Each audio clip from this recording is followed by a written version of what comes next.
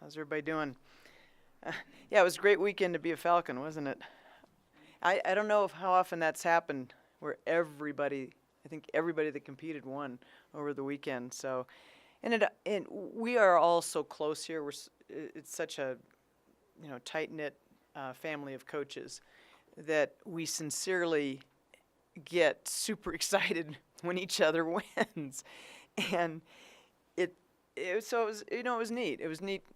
We'll text each other, hey, congrats, good job, that kind of thing, and so it was a nice weekend. But that doesn't mean I'm happy with how we're playing right now. We are not playing defense, and it's got me very concerned. I was certainly excited about what we were able to do offensively, and I think that the difference between this year's team and last year's team is that we do have another gear offensively. We're capable of having nights where we can put points on the board, whereas last year's team, it was pretty much what you see is what you get every single time out, and there wasn't another gear to go to.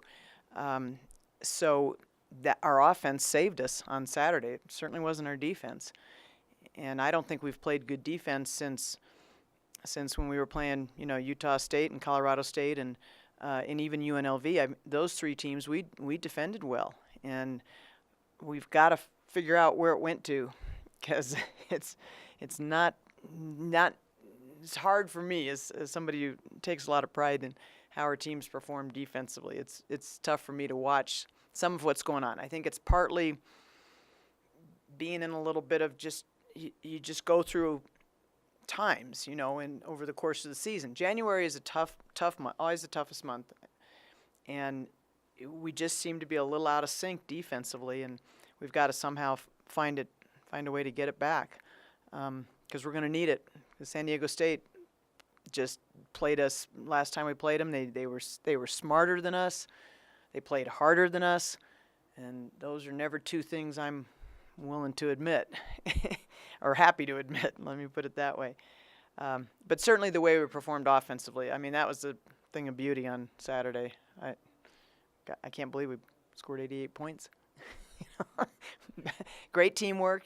Kalen Immel always has the potential to have nights like that, and then when you have other people that can also score, Riley Snyder and Emily Conroe and Haley Jones and Brianna Autry. I mean, those kids can all put some points on the board. I think the game got turned around with Brianna Autry's defense there in the fourth quarter, and that was really the turning point of the whole game, was when she came in and made those steals, and we seemed to suddenly wake up, and we were pretty good after that. But man, it was painful up until that time. I know the Boise game kind of left you scratching your head a little bit but outside of the defense maybe not being there, something to be said, I guess, for the ability of your team to kind of put that in the rearview mirror and focus up on San Jose State. Is there something to be said for that? Well, that's the Boise State game was the first game all year that I did not bother to watch the film. I didn't watch the film. I didn't make them watch the film. It was a complete meltdown, and so when you have those kind of games, there's nothing to be gained from watching it again. Once was enough, and and it's not, you watch film because you want to learn. Hey, they know how to do this, but they don't know how to do this yet, and we still need further instruction. There was no lessons from that game. We were just a complete no-show. And I thought that we certainly bounced back from the standpoint of having some pep in our step when it came time on Saturday particularly to play offense. But the same things that ailed us defensively against Boise State, I didn't think we had those conquered on Saturday, and that's what we've got to deal with. But to come back and get the win, sure, I give them a lot of credit. It's part of being young. You have a lot of amnesia when you're young. You don't really know what happened the first time, and so you don't really know what happened the next time. And so So there's a little bit of that going on with them. I mean, we're still starting 3 freshmen, and it's like, oh, okay, next. So they're getting there in a lot of things. I'll be happy when we put it all together. We haven't, in my opinion, we haven't quite done that yet. And then looking forward to San Diego State, you mentioned the intelligence level maybe needs to, outside of those intangibles, is there anything X's and O's wise that you would like for your team to do better, or you may change for Wednesday or anything like that? Well, like I said, San Diego State's better than they were a year ago. They have, and it's because they're freshmen. They're freshmen. They have some really heady young kids that understand the game. And we were all in foul trouble last time we played them. They shot 37 free throws last time we played them, and we can't foul them. We just have to be smarter than that, and we have to do a better job of. They're very patient, so we're going to have to get them to, speed up and play more of our tempo, and it's largely because of that freshman point guard. They have she just really controls tempo, does a great job. And they've been in every single game, and they've been, winning a few games and had some really, really close losses against some of the best teams in the conference. So they're good. They're definitely a force to be reckoned with. But we did not play well the first time around, and we were all in foul trouble. We were playing. Both of our point guards are in big-time foul trouble. I think Brianna Autry played 9 minutes the first time. She fouled out in 9 minutes. That's something. That's foul not even every 2 minutes. Coach, obviously this year's been a little more successful in the win column, but what's the potential that you see in this group of girls? Obviously it's a young team. You talk about you still want to see that full game come together. What's the vision, the potential you see in this group?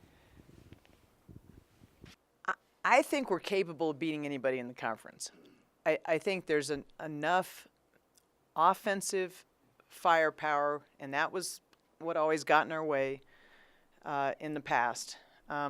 We just couldn't generate enough points, and we would have to play our hearts out to just be in the game. And I think there's enough offensive firepower that if we are, we're not great shooters, but we've got enough people that you've got to guard. That if we are clicking offensively and we can get it together defensively, I think we can beat anybody in this conference. I don't think this is going to be the year that we challenge or do anything spectacular, because we're just too young. But I certainly think that a year from now, 2 years from now, we're going to be pretty good. And I think that a year from now, 2 years from now, we can honestly challenge for the conference title. That's not going to happen this year, but it can happen down the road. Kind of off of that a little bit, Coach. You look at the standings, and you guys are here, right? Top teams aren't that far, where before you were down here. Do you think your players even look at that and kind of motivate them to know that they're not that far off? Oh, I think that they all take a lot of pride in knowing that they're making a difference and helping this program,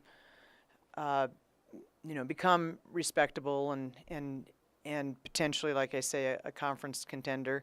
They take a lot of pride in that. But when you're that young, you're mostly just trying to survive every day. You're just trying to be sure you don't get it right, or you don't get it wrong, and you don't have your coach mad at you, and that you get this thing right, and you know where you're supposed to be on offense. I don't think they've quite got their vision way out there yet. That they just don't have the luxury of doing that yet. They're just trying to get through each day right now. How about you? Because you look at this week, especially, you have a chance to get some separation between some teams below you, with San Diego State and CSU this week. Is that something you look at yet, or are you just focused on fixing the defense and things like that? We talk about it some, but we don't. I don't feel that we're quite mature enough yet to make a big emphasis on it. I think we really have to keep them just paying attention to what's right in front of them. And then they'll get to the point where their maturity is able to handle that. But that's not how we think. Honestly, we don't think too much that way. We're just trying to win another basketball game. But I look forward to thinking that way. I know it's coming, but And I'm sorry. no, go ahead. What's the latest on Cassidy Huffman? We don't know until she has her MRI, and that's being scheduled today.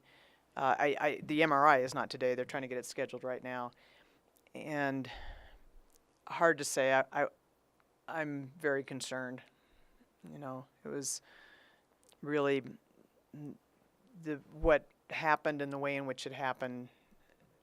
I've just seen all too often, but you never know until you get in there and take a look. You never know really the extent of the injury, whether or not she has done the ACL.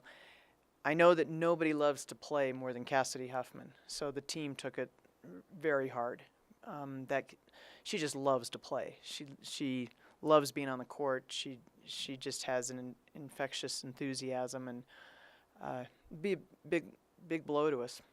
It'd be a big loss for us, especially since we don't have a lot of depth at that position. And what did happen? Was it just a cut? Because it looked almost like she might have stepped on someone's. I couldn't tell exactly what. She was trying to.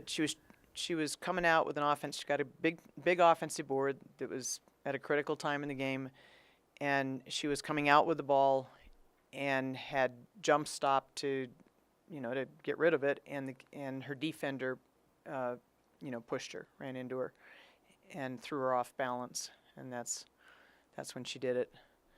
So it wasn't anything intentional. It was just unfortunate. And I mean, obviously, you have moved. Your lineup for the most part has been these 2 sophomores and 3 freshmen. But what has she meant defensively? To when she's our rim protector, and even in that game, because they were at the rim a lot. Even in that game, she altered shots, and there were some times they missed easy stuff because she was there. She did the same thing in the Nevada game, and that's her rebounding, her post defense, and her ability to alter shots at the rim. Those will be hard for us to duplicate.